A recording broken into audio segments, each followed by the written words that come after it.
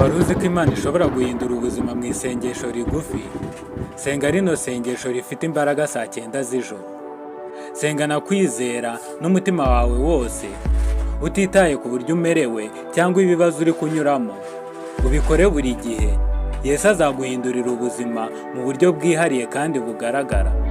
Senga rino sengesho nonaha imbere y'Imana ishobora byose, ukoresheje rino jwi ryanjye. Reka dusenge. Mana ishobora byose kandi ihoraho, nje imbere yawe nciye bugufi mu mutima.